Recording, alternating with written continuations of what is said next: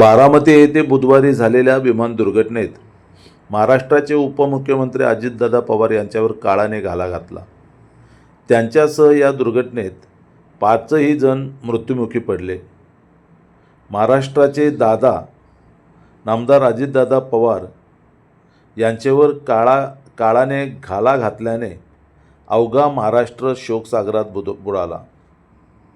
बुधवारी 29 जानेवारी रोजी कणकवली शहरवासियांच्या वतीने महाराष्ट्राचे दादा लोकनेते अजितदादा पवार यांना सर्वपक्षीय आदरांजली वाहण्यात आली. पटवर्धन चौक येथे आयोजित केलेल्या आदरांजली सभेत कणकवली नगरपंचायतीचे नगराध्यक्ष संदेशभाई पारकर, उपनगराध्यक्ष सुशांतजी नाईक, माजी आमदार वैभवजी नाईक, माजी आमदार राजेंद्र तेली, जिल्हा बँकेचे माजी अध्यक्ष श्री सावंत, अभिद नाईक, वंचित बहुजन आघाडीचे जिल्हा अध्यक्ष समाजभूषण तानाजी कांबळे यांच्यासह अनेक मान्यवरांनी अजितदादा पवार यांच्याविषयी शोक व्यक्त करून त्यांना आदरांजली वाहिली. या संपूर्ण कार्यक्रमाचा भाग महाराष्ट्र संध्या न्यूज चॅनेलच्या या व्हिडिओमध्ये आपण पाहू शकता. व्यक्तिमत्व म्हणून ओळख असलेले हे अजितदादा आहेत. ते बऱ्याच वेळा कणकवलीमध्ये येऊन गेले. विद्यमान नगराध्यक्ष तेव्हाचे नगराध्यक्ष असताना सुद्धा त्यांच्या काही आठवणी या ठिकाणी उजाळा देण्यासाठी मी विनंती करणार आहे आपल्या सगळ्यांतर्फे आदरांजली व्यक्त करण्यासाठी कणकवलीचे धडाडीचे आपले नगराध्यक्ष संदेशभाई पारकर आपलं मनोगत व्यक्त करत आहेत. दादांना आदरांजली व्यक्त करतात.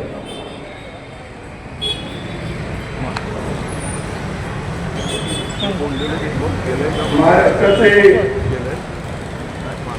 लाडके उपमुख्यमंत्री आदरणीय अजितदादा पवार यांचं काल विमान अपघातात दुःखद निधन झालं.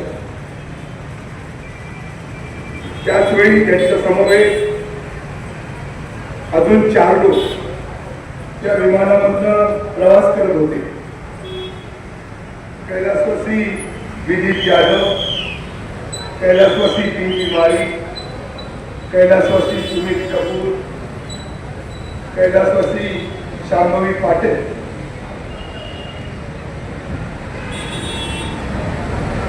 तेही त्या विमानामध्ये त्या ठिकाणी प्रवास करत होते. आणि खरं तर एक अविश्वसनीय वृत्त हे महाराष्ट्रामध्ये त्या ठिकाणी पसरलं. जनतेचा या घटनेवर विश्वासच त्या ठिकाणी बसत नव्हता आणि सगळे त्या ठिकाणी प्रार्थना करत होते कुठेतरी अजितदादा पवार यांचं त्या ठिकाणी दुःखद निधन होऊ नये. कारण जी दृश्य आपण टीव्हीवर पाहत होतो किंवा सोशल मीडियाच्या माध्यमातून आपल्याजवळ येत होते त्यावेळी त्या विमानातली अपघातातली भीषणता पाहिल्यानंतर त्याच्यामधलं कोण त्या ठिकाणी वाचेल असं त्या ठिकाणी वाटत नव्हतं. पण तरी सुद्धा एक मनामध्ये असं वाटत होतं की अशा प्रकारचं एक महाराष्ट्रातलं एक खंबीर नेतृत्व, एक जाणतं नेतृत्व की ज्याच्यामध्ये क्षमता आहे, एक कर्तव्यवान नेता हा त्या ठिकाणी वाचला पाहिजे ही तमाम महाराष्ट्रातल्या जनतेची भावना होती. पण जे सत्य आहे ते सत्य शेवटी स्वीकारलं पाहिजे आणि काळाचा घाला हा महाराष्ट्रावर त्या ठिकाणी पडला आणि आपलं एक लाडकं नेतृत्व त्या महाराष्ट्रातलं त्यांचं अकाली जाण्यानं खरं तर त्यांचं दुःखद निधन झालं. खरं तर सर्व सिंधुदुर्ग जिल्हावासियांच्या वतीनं, कणकवली शहरवासियांच्या वतीने आणि सर्व सामाजिक संस्थांच्या माध्यमातून मी स्वर्गीय अजितदादांना आणि त्यांच्याबरोबरच्या 4 सहकाऱ्यांना त्या ठिकाणी भावपूर्ण अशी श्रद्धांजली या ठिकाणी अर्पण करतो. खरं तर अजितदादा पवार म्हटल्याच्या नंतर गेली 40-45 वर्ष या महाराष्ट्राच्या राजकारणामध्ये एक छाप अजित पवारांनी त्या ठिकाणी सोडलेली होती. म्हणजे अनेक वेळा 7 वेळा ते आमदार होते, या राज्याचे 6 वेळा ते उपमुख्यमंत्री होते आणि अनेक विभागांचा कार्यभार ऊर्जा मंत्री असतील, जलसंपदा मंत्री असतील, अर्थमंत्री असतील, अनेक खाती, या खात्यांना जबाबदारीनं न्याय देण्याचं काम अजित पवारांनी आपल्या या सगळ्या 40-45 वर्षामध्ये त्या ठिकाणी केलं. आणि खरं तर 6 वेळा मुख्यमंत्री उपमुख्यमंत्री होत असताना त्याच्या मनामध्ये एक इच्छा होती की कधी ना कधीतरी मी या महाराष्ट्राचा मुख्यमंत्री होईल, ही त्यांची इच्छा खऱ्या अर्थानं आज अपुरी राहिली. खरं तर हा नियतीचा खेळ आहे. जे नशिबामध्ये आहे, जे नियतीमध्ये आहे, ते त्या ठिकाणी घडणारच आहे. पण ज्या पद्धतीनं गेल्या 40-45 वर्षामध्ये एक महाराष्ट्राचा जननायक म्हणून, सर्वसामान्यांचा एक आधार म्हणून, जनतेचा एक नेता म्हणून ज्या पद्धतीनं अजित पवारांनी आपली छाप या महाराष्ट्राच्या जनमानसावर सोडलेली होती, आजही त्या पद्धतीनं आज त्यांचा अंत्यसंस्कार झाला. लाखोंच्या संख्येनं त्या महाराष्ट्राच्या देशाच्या कानाकोपऱ्यातून अनेक लोक धर्मावर प्रेम करणारी त्या कार्यक्रमासाठी उपस्थित होती.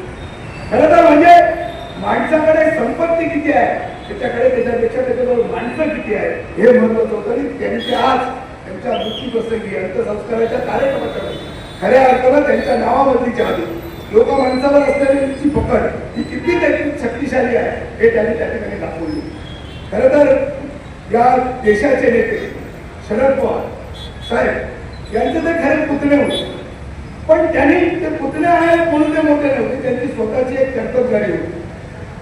त्याने स्वतःचं एक नाव त्या ठिकाणी कर्तृत्वातून निर्माण केलं होतं आणि म्हणून अनेक पदं त्यांनी स्वतःच्या ह्याच्यामध्ये भूषवलेली होती. खरं तर अनेक आठवणी आहेत. 1999ला काँग्रेस आणि राष्ट्रवादी काँग्रेस अशी 2 पार्टी झाली, काँग्रेसची विभागणी झाली. 1999ला 10 जून 1999ला शरद पवार साहेबांनी राष्ट्रवादी पक्षाची स्थापना केली आणि 1999च्या नंतर आम्ही सगळेच त्यावेळी त्या राष्ट्रवादीच्या विचारांमध्ये सहभागी झालो. आणि 1999 नंतर 2003 साली त्या नगरपंचायत निवडणुकीची घोषणा झाली आणि 2003 मध्ये राष्ट्रवादी पक्षातर्फे मी त्या ठिकाणी नगराध्यक्ष पदाचा उमेदवार होतो.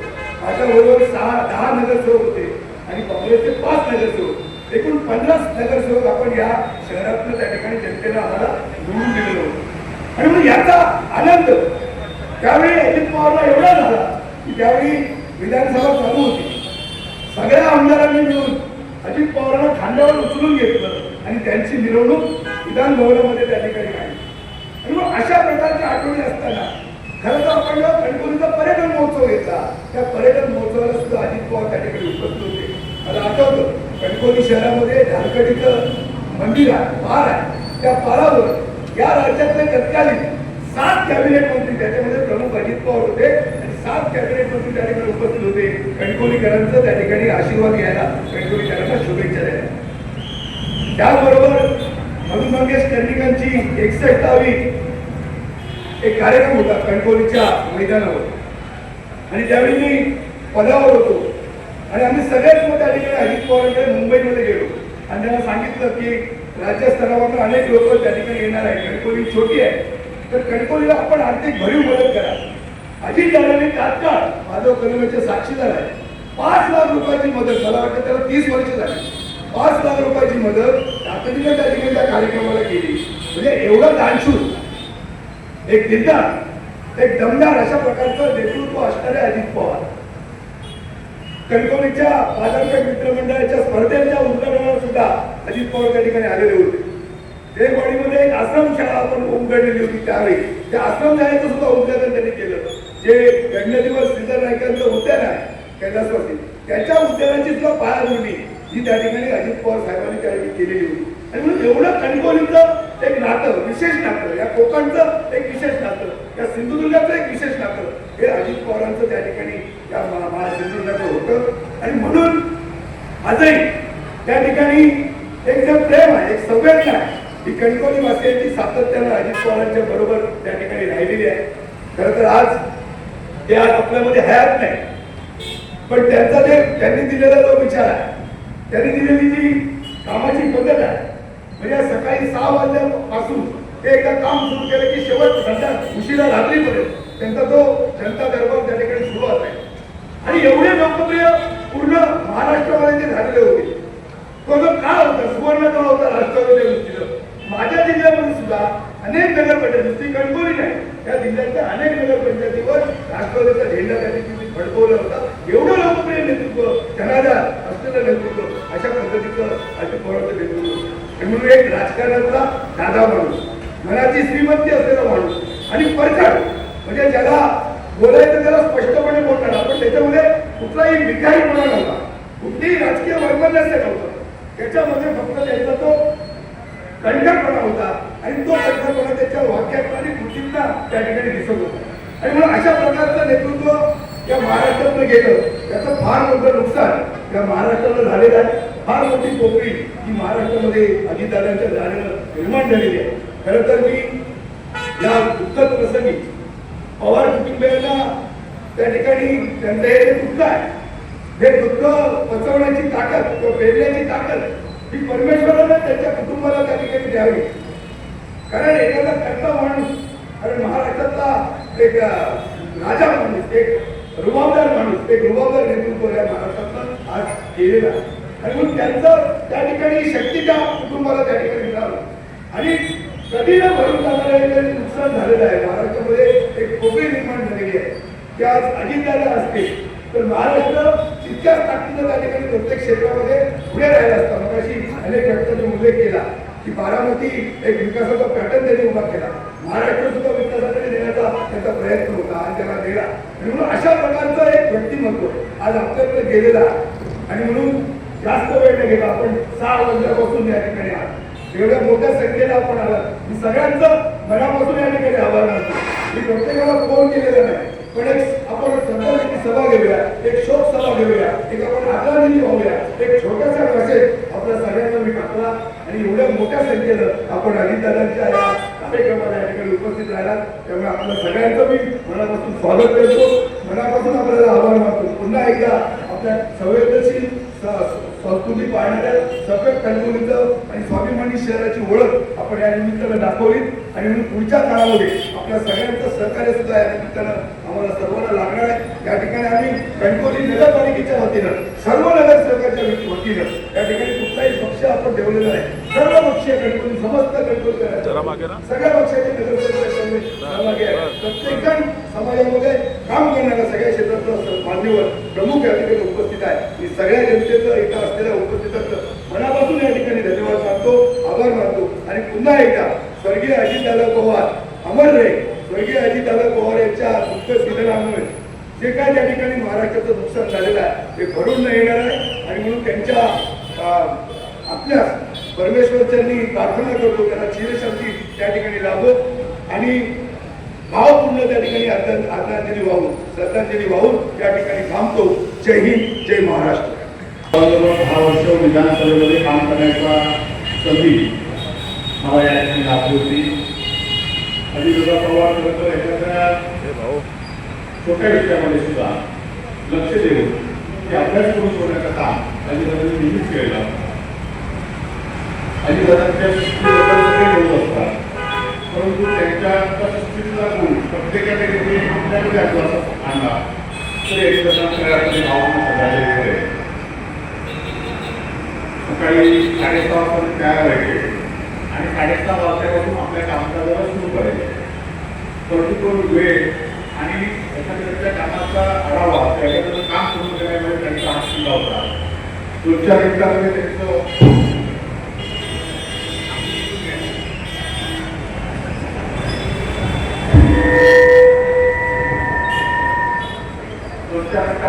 काम समजून घ्यायचं त्या कामाबद्दल काय आपलं उत्तर करायचं आणि ताबडतोब त्या कामाबद्दल ते सोडण्यासाठी प्रयत्न चालू होते. आज खरं महाराष्ट्रामध्ये आपण सगळीकडे शहरीकरण होत आहे. आज राज्यामध्ये नेतृत्व ते शहरातून निर्माण होत आहे आणि यावेळी सुद्धा सगळे राजकीय गोष्टी असल्यामुळे या गोष्टी काळामध्ये सुद्धा वातावरण एखादी लाभ आणि यामुळे शहर नेतृत्व याच्या काळात सुद्धा निर्माण होईल. परंतु ग्रामीण नेतृत्व म्हणजे सरपंचापासून सेवा पद्धतीपासून सातत्यापासून ते त्या नेतृत्व किंवा त्या सगळ्यांच्या नेतृत्व आतापर्यंत महाराष्ट्रातून मिळवून घेतलं आहे. आणि त्यामुळे या मोठ्या काळामध्ये ग्रामीण भागातील प्रश्न काय असतील हे आता राज्याच्या राजकारणाला समजण्यासाठी किंवा सोडवण्यासाठी आज आपला महाराष्ट्र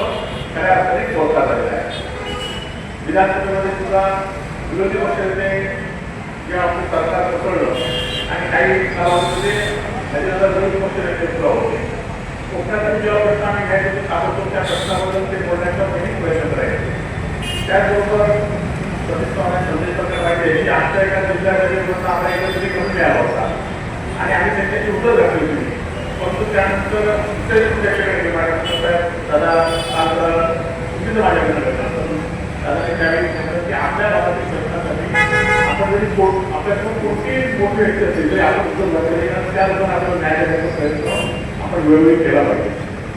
तर दादांचं जेवताना सुद्धा की आपल्याला प्रश्न करून अत्यंत आवडीने ते आपल्या प्रश्नाचं जेवण जेवायचं की प्रत्येक गोष्टीमध्ये त्यांचं ही गोष्ट ते आवडीने करायचे. दादांचा दोष काय आज एखादा कार्यकर्त्याबद्दल किती प्रेम होतं एका करिअरबद्दल किती प्रेम होतं आज असा राजकीय नेता जो ग्रामीण भागातील नेतृत्व पुढे घेऊन जायचं कारण प्रश्न पुढे घेऊन करायचा असा आता महाराष्ट्रामध्ये होणार नाही. परंतु दादांचे गुण आपण आपल्या कुठल्याही पक्षात असतो कुठल्या विचारात असतो तर दादांचे काही गुण आपल्याला कमी घेण्याचे आहेत. आणि खरं तर आमच्या काही राजकीय कार्यकर्त्यांना नेहमीच खंत वाटायचं की काल तुम्ही 4-5 दिवसामध्ये किंवा 15-16 तालुक्याने ते सांगत पाहिजे की राजकारण खूप वंगाळ आहे. राजकारण खूप वंगाळ आहे आणि तुम्ही त्या वाटेला जाऊ नका. म्हणजे एखादा सर्वोच्च पदावर गेलेला माणूस सुद्धा उपमुख्य असलेला माणूस सुद्धा राजकारण वंगाळ आहे म्हणत आहे. आणि त्यामुळे या पुढच्या काळामध्ये राजकारण सोडून काय करत आपल्याला केलं पाहिजे. अजितदादांच्या या बद्दल आपल्या कणकवली वाचण्याचं प्रेम आजच्या उपस्थितीत अजितदादांना माझ्या पूजेचे होते आणि माझ्या पक्षाच्या होते आपण श्रद्धांजली व्यक्त करताना आपण पवार यांना एक प्रकारचे कार्यकर्ता म्हणून यांना काही भाव श्रद्धांजली व्यक्त करतो. 2015 जिल्हा बँकेचा अध्यक्ष झाल्यानंतर त्यांनी अभिनंदनासाठी फोन केल्यानंतर काही दिवसांमध्ये त्यांनी मला जिल्हा बँकेतून 2 ते 3 साखर कारखान्यासाठी कर्ज देण्याची वेळ आली. त्यानंतर त्यांनी फोन करून सांगितलं की तुमच्या जिल्हा बँकेचे जे काही नियम आहेत त्या नियमाचं काटेकोर पालन तुम्ही करून मला त्या ठिकाणी लोन द्या. कोणत्याही राजकीय दबावाला बळी करून तुम्ही माझ्या कारखान्याला त्या ठिकाणी कर्ज देऊ नका. आणि विशेषतः राजकारणातल्या लोकांना कर्ज देते एक प्रकारची जिल्हा बँकेमध्ये ज्यावेळी आपल्याला भीती वाटते त्यावेळी त्यांनी सांगितलं तुम्हाला कधी पोहोचवलीसाठी मला फोन करावा लागणार नाही याची मी तुम्हाला हमी देतो. आणि मला वाटतं आपलं असलेलं साखर कारखान्याचं कर्ज बिफोर त्याचं व्याज भरल्यानंतर त्याची पुन्हा फोन करून ते खाते करायचं माझं पहिल्या साखर कारखान्यांचं व्याज पोहोचलंही नाही. एवढं मला वाटतं त्यांची आर्थिक शिस्त जी होती स्वतःच्या व्यवसायामध्ये सुद्धा समाजकारणात राजकारणात काम करते होईल अशा पद्धतीने आर्थिक शिस्त पाहिजे. त्याच्यावर दुर्लक्ष उदाहरण बोलतो असेल तर त्या ठिकाणी अजित पवारांचं होतं. बऱ्याच वेळा आम्ही त्यांचं पाहिलं की जो वेळ पाळतो आणि समोरच्याला दिलेली वेळ आपण पाहिली पाहिजे. तो माणूस किती लहान असतो मोठा असतो आपण त्याची वेळ पाहिली पाहिजे. अशा पद्धतीने वेळेचे सुद्धा अत्यंत ते कठोर असे होते. आणि मला वाटतं 7:30ची वेळ दिल्यानंतर सकाळी 6 वाजता त्यांचा फोन आला मी आज 7:30 वाजता तुम्हाला भेटू शकणार नाही आहे तुम्हाला तुम्ही दुपारी 3 वाजता भेटा. मला वाटतं राजकारणाची पहिलं उदाहरण असेल की एखादा नेता सामान्य कार्यकर्त्याला दिलेली वेळ त्या ठिकाणी 7:30ची पाळू शकत नाही आहे तुम्ही संध्याकाळी भेटा. अशा प्रकारे सुद्धा वेळेचं नियोजन आणि वेळ पाळण्यामध्ये त्या ठिकाणी पवारांचा हात खंड होता. आर्थिक स्थितीचं पालन होतं. म्हणजे राजकारणामध्ये लोकांच्या भल्यासाठी आपण लवचिक राहिलं पाहिजे अशा पद्धतीने सातत्याने त्यांनी आपले विचार केले होते आणि तशाच पद्धतीने ते राजकारणामध्ये वागत राहिले लवचिक वागत राहिले. प्रशासनावरती पकड त्यांची राहिली आणि जिल्हा बँकेचा आमच्या जिल्हा बँकेचा त्यावेळेस कारभार होता पारदर्शक होण्यासाठी सुद्धा त्याचं योगदान होतं. कारण पुणे जिल्हा बँक ही त्यांच्याकडे होती आणि आमची सहकारी बँकमध्ये सुद्धा ही कोकणामध्ये चांगली व्हावी त्यासाठी सातत्याने त्यांनी आम्हाला सहकार्य केले. अशा असलेल्या राजकारणाच्या समाजकारणाच्या आणि सहकार्याच्या एका जाणत्या नेत्याला आम्ही गुंतलो.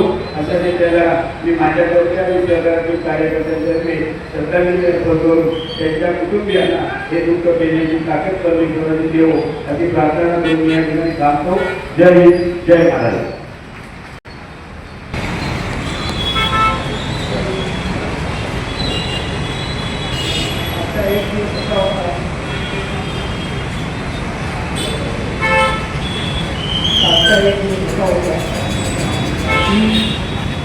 महाराष्ट्रात जवळजवळ 3 झाला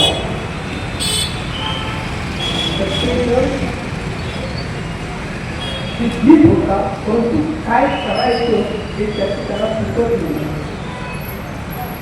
बऱ्याच मित्रमंडळांशी बोलल्यानंतर त्यांच्या ज्या भावना व्यक्त झालेल्या आहेत त्यांनी तुम्हाला तर वाचूनच आवडलं.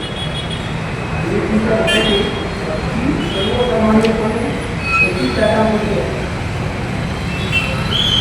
जी लोकमान्यता होती, परंतु ती दिसून येत नव्हती की त्या एका अपघाती निधनामुळे पटकन उफाळून लागली. दादा आजवर तुम्ही कितीही वेळ कमी म्हणा, पण त्यावेळी मात्र विजय चुकवला आणि ही पोकळी कधीही न करून निघणारी आहे. महाराष्ट्राच्या तिजोरीची सतत काळजी करणारे तुम्ही अर्थमंत्री होता. विकासाचा आणि राज्य विकासाचा दूरगामी विचार करून निर्णय घेणारे तुम्ही नेते होता. असे नेते राज्याच्या राजकारणात फार कमी आहे. त्यामुळे तुमचा त्यामधला मोठेपणा हा आपोआपच दिसून येतो. कितीही विपरीत परिस्थिती असते, कितीही आरोप होत असते, मी शांत चित्ताने योग्य मार्ग काढण्याचे तुमचं कौशल्य होतं हे अन्य कोणाचे नाही. आणि त्यासाठी प्रसंगी जे काही किंमत मोजायला लागली तशी मोजायची तुमची मानसिक तयारी होती. राजकारणात अशा गोष्टीला फार महत्त्व असतं. आणि हे मला वाटतं प्रत्येक राजकारणानं दाखल करणे शिकणं गरजेचं आहे की वेळेनुसार आपण कसं वागलं पाहिजे, आपण आपल्या मतावर ठाम राहिले पाहिजे, आपली मतं लोकांच्या हितासाठी असली पाहिजे. राजकारणात अनेकदा माणसं वरतूनही बघितली जातात, बदनाम केली जातात, त्यांचे व्यक्तिमत्व आणि कर्तृत्व पाहिले जात नाही. पण कामाचा प्रचंड आवाका आणि तुमच्याकडे असलेला अनुभव यामुळे तुम्ही एक वेगळा पायंडा पाडलेला आहे. सकाळी 6-6:30 वाजता आपण काम सुरू करायचा आणि ते काम पूर्ण होईपर्यंत 24 तास तुम्ही कामात वेगळं असायचं. मला वाटतं आपल्याकडे मोठ्या प्रमाणावर भारण नियम असायचा. आपली विजेची अत्यंत तक्रारी असायचा. तेव्हा कशी झाल्याकडे तुमच्या खातं आलं तेव्हा पहिल्या प्रथम त्यांनी त्याच्यावर प्रयोग करून आपल्या राज्याचं भारनियम कायमस्वरूपी संपवला आहे. हा त्यांचा आपल्या महाराष्ट्रावर फार मोठा उपकार आहे. सरकारमध्ये असताना अनेक कठोर निर्णय घ्यायला लागतात आणि ते त्या क्षणाला कित्येक लोकांना अप्रिय वाटतं, कारण त्यांच्या अपेक्षा फार वेगळ्या असतात. राजकारणी माणसं केलेल्याने प्रचंड ताकद आहे आणि आपल्या हाती वाटेल ते याची अपेक्षा असते. परंतु तशी वृत्ती झाल्याची निवड दीर्घकालीन निर्णयार्थ असणारे निर्णय ते घेत असत आणि त्यासाठी त्यांचं राजकीय कौशल्य स्थायीपणा लावत होतं. हे असं कौशल्य पणाला लावताना त्याच्यामध्ये एक प्रकारची हिंमत आणि जोखीम पत्करायला लागते. ती पत्करण्याची त्यांची तयारी होती. अशी त्याला त्यांच्यापुढे एखादी घाई गेल्यानंतर आणि योग्य असेल तर होईल किंवा नाही या 2 शब्दातच त्याच्यावरचं उत्तर तयार असायचं. बघतो, पाहतो, करतो, तसं कधीही नागरिकांना किंवा अधिकाऱ्यांना कधी लटकवून ठेवलेलं नव्हतं. मित्रांनो, राजकारण असताना हे जे काही गुण आहे हे जर मला वाटतं आपल्या सर्व राजकारण्यांनी आत्मसात केले तर ती खऱ्या अर्थाने अजितदादांना आदरांजली होईल असं मला वाटतं. त्यांच्यासोबत जे त्या कर्मचारी ते सुद्धा तेवढेच कर्तव्य कठोर होते. त्यांचे या प्रसंगी आपल्याला स्मरण करायला पाहिजे. जी चार माणसं गेलेली आहेत ती अजितदादांनी निवडलेली चांगल्या दर्जाची माणसं होती. एक चांगल्या दर्जाचा राजकारणी आणि त्या चांगल्या दर्जाची नोकरदार माणसं आपण बनवून त्या सगळ्यांना श्रद्धांजली वाहतो आणि त्या सगळ्यांना लवकर सावरण्याचं बळ मिळावं त्यांच्या लक्षात अशी विनंती करून थांबतो. आपण सर्व अजितदादांना श्रद्धांजली वाहण्यासाठी सर्व जमलेलो आहोत. खरं तर काल सकाळी 9:30 वाजता सुमारास जेव्हा विचारत होतो आणि फोन आला आणि मला तरी विचारलं की ब्रेकिंग न्यूज आली का. काय झालं त्यामध्ये अजितदादांचं काही ऑफिस वाटत गेले. मन एकदम स्तब्ध झालं. डोळ्यातून आपोआप अश्रू अनावर झाले आणि तिथे प्रार्थना थांबवली. वेगळी प्रार्थना केली की बाबा हे खोटं असू दे, तर अजितदादांची संपूर्ण महाराष्ट्राला गरज आहे. उद्यो टी व्ही बघितला तिथे सगळं दाखवत होते आणि हे वास्तव होतं त्यामध्ये स्वीकारावं लागतं. मित्रांनो, अजितदादा पवार हे नेतृत्व महाराष्ट्रामध्ये वेगळ्याच प्रकारचं होतं. 1989 मध्ये मला माहिती आहे की त्यावेळेस वकील झालो होतो आणि त्यावेळेस दादांच्या राजकीय कारकिर्दीला सुरुवात झाली होती. त्यावेळेस ते पुन्हा मध्यवर्ती बँकेचे अध्यक्ष म्हणून निवडून आले. पहिली निवडणूक लढले होते आणि त्यानंतर 91 सालामध्ये पोटनिवडणूक झाली. त्यावेळेस बारामती मतदारसंघातून ते पहिल्यांदा विधानसभेवर निवडून गेले आणि 1991 पासून त्यांनी अखंड गड आणि आपला बारामतीचा राखला आणि सतत 7 वेळा विधानसभेमध्ये विक्रमी मताने त्यांनी निवडून जाण्याचा पराक्रम त्यांनी केला, विक्रम त्यांनी केला. आणि ह्या 7 विधानसभेच्या टर्म्समध्ये त्यांनी इतकं आपलं अस्तित्व तिथं निर्माण केलं, इतकी दादागिरी त्यांनी केली. खऱ्या अर्थानं दादाची दादागिरी तिथे चालली आणि महाराष्ट्राच्या राजकारणातील अति मोठ्या व्यक्तीला देखील त्यांनी शह दिला आणि महाराष्ट्राच्या राजकारणात 6 वेळा उपमुख्यमंत्रीपद देणं त्यांना भाग पडलं आणि अशा प्रकारे त्यांनी 6 वेळा महाराष्ट्राचं उपमुख्यमंत्रीपद बजावलं. अत्यंत निष्ठेनं आणि महाराष्ट्राचं उपमुख्यमंत्रीपद बजावत असताना मग तो कोणत्या पक्षाचा आहे हा विरोधी पक्षाचा असा विचार न करता जो कोणी येईल, जो कोणी सामान्य कार्यकर्ता येईल त्याच्या कामाकडे बारकाईने लक्ष देऊन त्याचं काम कसं होईल या निश्चयाने त्यांनी काम केलं. 7 वेळा आमदार, 6 वेळा उपमुख्यमंत्री, त्यानंतर एका विरोधी पक्षनेते हे सर्व काम करत असताना ही पदं भूषवत असताना त्यांनी सर्वसामान्य नागरिक महाराष्ट्रातला शेतकरी यांच्याकडे खास लक्ष दिलं आणि असा सर्वसामान्यांना आवडतात. आपण त्यात पाहिलं असेल की त्यांच्या मृत्यूनंतर जो आक्रोश महाराष्ट्रामध्ये आपल्याला बघायला मिळाला, ज्या प्रतिक्रिया सर्वसामान्य जनतेतून उमटल्या त्यावरून ते किती लोकप्रिय होते आणि ते किती महाराष्ट्राला गरजेचे होते हे आपल्याला दिसून आले. अशा एका महान व्यक्तीला महाराष्ट्र गमावलाय. त्यांची उणीव महाराष्ट्राच्या राजकीय वातावरणातच नव्हे परंतु सामाजिक क्षेत्रात देखील प्रचंड जाणवेल. त्यांची उणीव भरून न निघण्यासाठी आहे. अशा महान नेत्याला मी कणकवली रोटरी परिवारातर्फे, रोटरी क्लबतर्फे आणि माझ्या सहकार्यातर्फे भावपूर्ण आदरांजली वाहतो आणि इथे थांबतो. जय हिंद, जय महाराष्ट्र. धन्यवाद.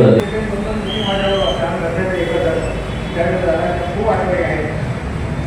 दादा जे काम आहे हे आपण सर्वांनी आपण दाखवूया आणि हे जर आपण परत दादांना खरेच माझ्यासाठी होईल. दादांना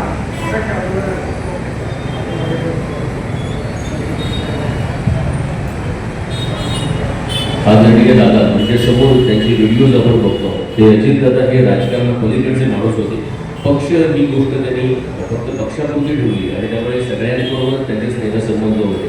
आजची आदरांजली आहे ही सुद्धा आपण सगळ्या कणकवलीकरांच्या वतीने या ठिकाणी आपण अर्पित करतो आहोत. त्यामुळे या ठिकाणी सगळ्याच क्षेत्रातले सगळ्याच पक्षातले महनीय व्यक्ती या ठिकाणी आलेले आहेत. कणकवलीचे माजी उपनगराध्यक्ष माननीय बंडूजी नरडे या ठिकाणी आलेले आहेत. मी विनंती करतो की बंडूजी यांनी येऊन या ठिकाणी आदरांजली व्यक्त करावी.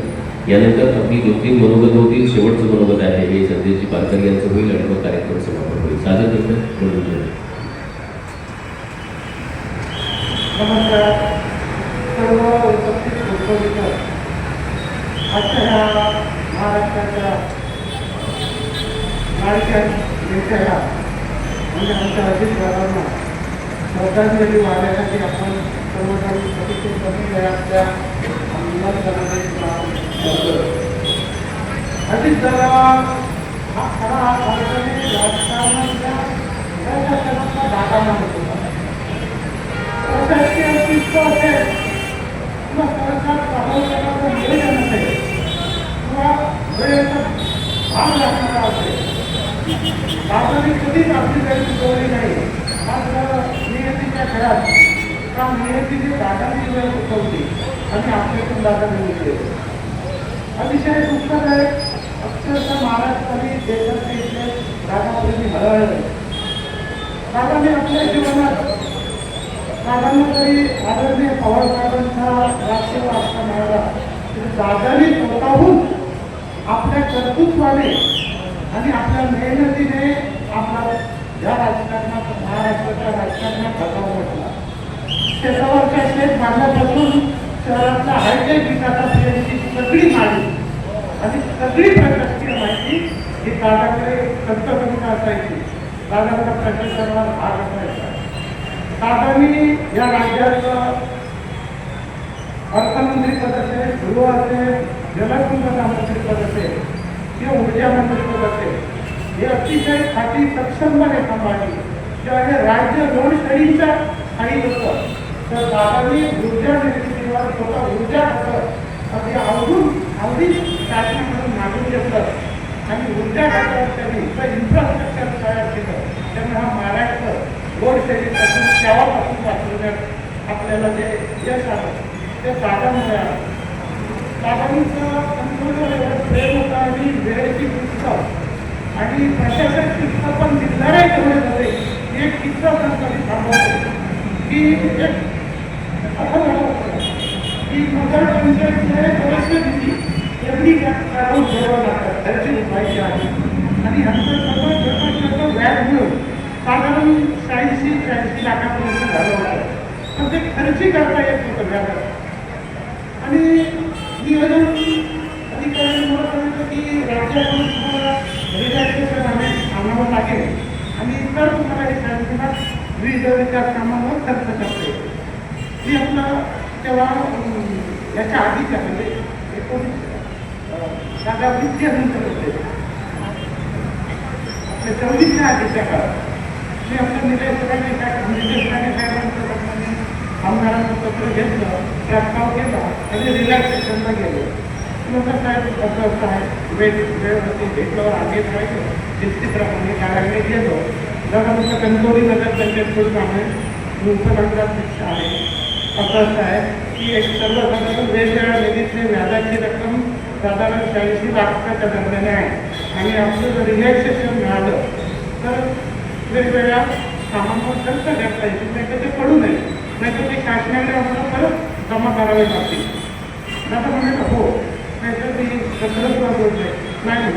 आर्थिक शिस्त ही राज्याची मी मोडणार नाही.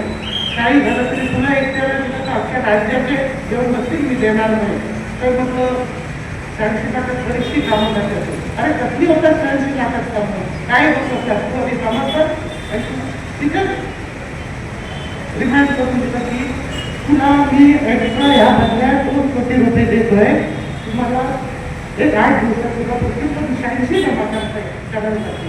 एवढे लोकांत शिस्त होते आणि तेवढे जिल्हा होते. अशा या जिल्हा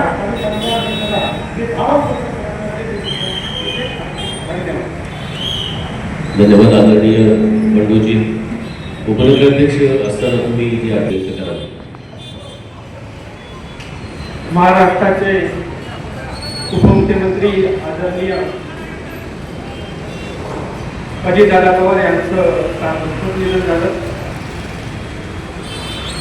महाराष्ट्रातील परखड वक्ता, कर्तव्य नेतृत्व असलेलं अजितदादा पवार यांचं नेतृत्व होतं.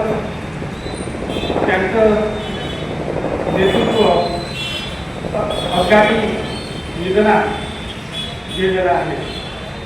गेल्या 2 दिवसात जे महाराष्ट्रात त्यांच्या निधनानंतर ते दुःखद वातावरण निर्माण झालं.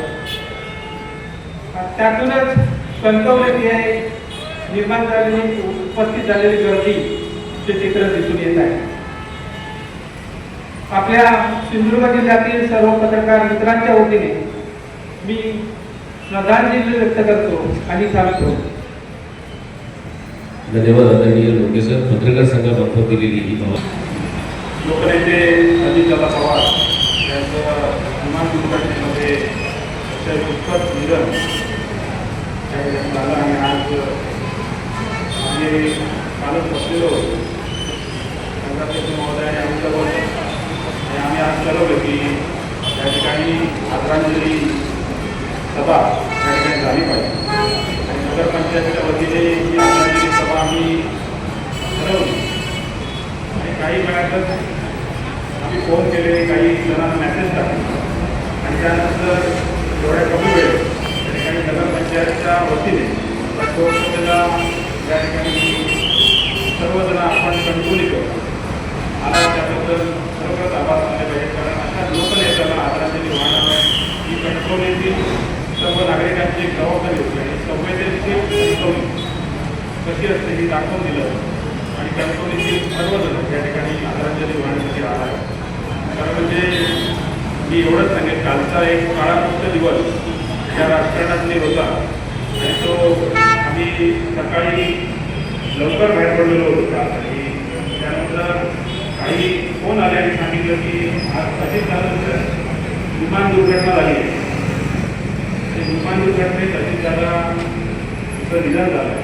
ही शून्य करणारी गोष्ट, एक महाराष्ट्र स्तब्ध करणारी गोष्ट काल म्हणजे घडली आणि खरोखरच एक स्तब्धपणा आला की कालचा दिवस बरोबर तेच विचार येत गेले की अजितदादांचं कसं काळ आणि त्यांच्या आठवणींना उदाहरण म्हणजे मी एकच सांगतो की बारामतीत जाण्याचा आम्हाला लोक आलेला आणि बारामतीत गेल्यानंतर रस्ते एकदम चकाचक होते. कारण बारामती जर राजकारणाची इच्छाशक्ती असली तर बारामतीसारखं शहर डेव्हलप होऊ शकतं. असं एक उदाहरण म्हणजे खूप ॲडव्हान्स शहर म्हणून बारामती ओळखलं जातं आणि शरद पवार साहेबांचा पाया असला आणि अजितदादा ते चालू होते आणि त्या नगरपंचायतच्या कर्मचाऱ्यांना आम्हाला भेटायची लोक आली आणि त्यांना विचारलं आम्ही कसं काय चालतं. तर त्यांनी असं सांगितलं की स्वच्छतेबद्दल अजितदादा एवढे पर्टिक्युलर आहे की जर ते जाताना सुद्धा बघत असतात की तुमचं झाड कापलं की तुमच्या डिवायडरवरती कचरा आला आहे का, रस्ते तुमचे स्वच्छ आहेत का आणि जर तिकडनंच लगेच नगरपंचायतला फोन लावतात त्या ठिकाणी महाराष्ट्राला फोन लावतात आणि सांगतात इथे तुमची स्वच्छता नाही. म्हणजे एवढा पर्टिक्युलर असणारा, वेळेचं भान असणारा माणूस जर राजकारणी असेल तर शहर डेव्हलप होण्यासाठी वेळ लागत नाही आणि अशाच पद्धतीने कामाचा फराकच असतात. खरोखर महाराष्ट्राला लोकांचा जनाधार असलेला जर देशात असेल तर तो अजितदादा पवार होते. कारण आम्ही जेव्हा त्यांच्या दालनात जायचो तेव्हा वेगळाच एक जनता दरबार असायचा आणि प्रत्येकाचं वेगवेगळे काम घेऊन त्या ठिकाणी यायचे. त्यांच्याच खात्याचं काम नाही तर वेगवेगळ्या खात्याची कामं घेऊन त्या ठिकाणी लोक यायचे. त्यांच्याकडे आपला गाराडी मागायची आणि ती गाराडी पूर्ण होऊ करताना ते शब्द दिला तर ते शब्द पूर्ण करण्याची जबाबदारी अजितदादा घ्यायची. त्याचा राजकारणी आपल्याला त्या ठिकाणी हिरावून घेतला गेला आहे. त्या देवाला हिरावून घेतला. खरोखरच त्यांना भावपूर्ण श्रद्धांजली नगरपंचायतच्या वतीने, माझ्या कुटुंबाच्या वतीने आणि सर्व कणकवलीकरांच्या वतीने आणि सिंधुदुर्गवासीयांच्या वतीने मी अर्पण करतो आणि सांगतो सैनिक जवान. राज्याचे उपमुख्यमंत्री आदरणीय अजित पवार साहेब यांचं विमान दुर्घटनेत निधन झालं. ही गोष्ट ज्यावेळी समजली त्यावेळी विश्वास बसत नव्हता आणि महाराष्ट्र पूर्ण हरवलं. गेले 2 दिवस बघा राजकारणात अनेक असे जरी मृत्यू झाले तरी काही नावं लक्षात ठेवण्यासारखे दुर्गावरती विधानसभावरती आमचे आबा पाटील असतील अशी अनेक नावं आहेत की राजकारणात जनता लोकांवर त्यांनी त्यांच्या मनावर असेल. काल अजितदादांचं ज्यावेळी विमान अपघातात मृत्यू झाला ही बातमी ज्यावेळी आली ज्यावेळी आमदार खासदार नातेवाईक थोडा आपण आमदार खासदार आणि त्याचे मंत्री सुद्धा ओक्साबोक्स लढत लहान मुलांपासून वृद्धांपर्यंत ही ज्यावेळी एखाद्या मनावर राज्य ज्यांनी केलं ते अजितदादा खरोखरच महाराष्ट्रात दादासारखे वाटतात. मला येऊन मी 6 वर्ष विधान परिषद असताना कुठलाही प्रश्न कोकणातला असू दे तर ते नवीन आमदाराला मदत करायचे आणि त्याच्या प्रश्नाला न्याय कसा मिळेल या दृष्टिकोनातून प्रयत्न करायचे. आत्ताच एक किस्सा त्यांचा सांगतो की कालच्या अधिवेशनात नागपूरच्या मला अजितदादांना भेटायचं तर मी सहज पीएला फोन केला की दादा भेटू शकतात का? म्हणजे रात्री 11:15 यावं लागेल म्हटलं ठीक आहे येतो. आणि मी 11:15 तर त्यांच्याकडे गेलो. 11 वाजताच गेलो. मी 15 मिनिटं अगोदर गेलो. याचं कारण की त्यांच्याकडे बघण्याचा दृष्टिकोन आदरयुक्त भीती होती, शिस्त होती. आणि अनेक मित्रांनी जे अनुभव सांगितली ती गोष्ट खरी आहे की माझ्या एका मित्रांचा म्हणजे इरिगेशनचे आमचे सगळे सहकारी होते. एकदा अजितदादांनी त्यांना मंत्रालयात 7 वाजताची वेळ दिली सकाळी. ते 7:10 गेले तर त्यांना अजितदादा भेटले नाही. उद्या यामध्ये एवढं शिस्तबद्ध नेता मी माझ्या बघण्यात आतापर्यंत मी कधी बघितलं नाही. एवढं शिस्तबद्ध नेता. मी 11 वाजता गेलो. दादाच्या बंगल्यावर गेलो. दादांना भेटलो. मी नमस्कार केला तर मला दादाने हाताला धरलं आणि बाजूला बसलो. म्हणजे मी नाही दादा नको नको मी सांगत होतो. दादाने मला बाजूला बसलो. कामाची माहिती करून घेतली. ताबडतोब मला सांगितलं की अशा अशा पद्धतीने जा, मी तुला याचा रिझल्ट तुम्हाला लवकरात लवकर तुला देतो. एवढी आपुलकी एवढा प्रेम म्हणजे मी पक्षविरहित कुठल्याही पक्षाचे जरी माणूस आमदार कोणी कार्यकर्ता गेला तर मलाच नाही तो कार्यकर्ता सर्वसामान्य राज्यातला गेला त्या प्रत्येकाला त्यांनी न्याय देण्याचं काम केलं. एकदा दादा कल्पनी झाले होते की बुवा साळवींच्या कबड्डी फेडरेशनचा आणि ते विद्यामंदिर ग्राउंडवर आंतरराष्ट्रीय कबड्डी स्पर्धा भरवल्या होत्या. दादा फेडरेशनचे राज्याचे अध्यक्ष होते. त्यावेळेस त्यांनी फोन केला की काय कमी आहे का, तुला काय कमी कुठला पडणार का? नाही, राणेसाहेब त्यांनी मदत पूर्णपणे केली. एवढं छोट्या छोट्या गोष्टीत त्यांनी आपण लक्ष त्या ठिकाणी काढलं. आणि दादांचा अजूनही बसा होता की मी राज्य बँकेवर होतो. ते दादा तिकडे ती बँक त्याच्याने चालवायची आणि प्रत्येक गोष्टी समजून घेऊन आपल्याला मार्गदर्शन त्या ठिकाणी करायचं. दादांची पोकळी राज्यातली कधीच भरून निघणार नाही. आज मंत्रालयात जाताना सुद्धा दादांच्या चेंबरमध्ये ज्याही आपण समोर जातो ते एक आदरयुक्त भीती दादाबद्दल वाटायची. पण आज दुर्दैवाने दादा आपल्यातून निघून गेले. दादांवर प्रेम करणारे असंख्य कणकवली जरी आपण एवढं नाव असलो, पश्चिम महाराष्ट्रापासून नाव असलो तरी दादांबद्दलचं प्रेम दादांबद्दलची आपुलकी बघा एका फोनवर आपण एवढे लोक लागतात. हे प्रेम पूर्ण महाराष्ट्रात हा दादांवर आहे, दादांबद्दल आहे. त्याची शिस्त तर सगळ्यांनाच माहिती आहे, त्याच्या कामाची पद्धत पण सगळ्यांना माहिती आहे. मी माझ्या कुटुंबातर्फे माझ्या काळजीतर्फे मी त्यांना आदरांजली वाटतो आणि पवार कुटुंबियांना त्यांच्या दुःखात आम्ही सर्वजण सहभागी आहोत. त्या या दुःखातून सावधानी सदी परमेश्वराने त्यांना देऊ अशा प्रकारची इच्छा प्रकट करतो आणि या ठिकाणी काम करतो.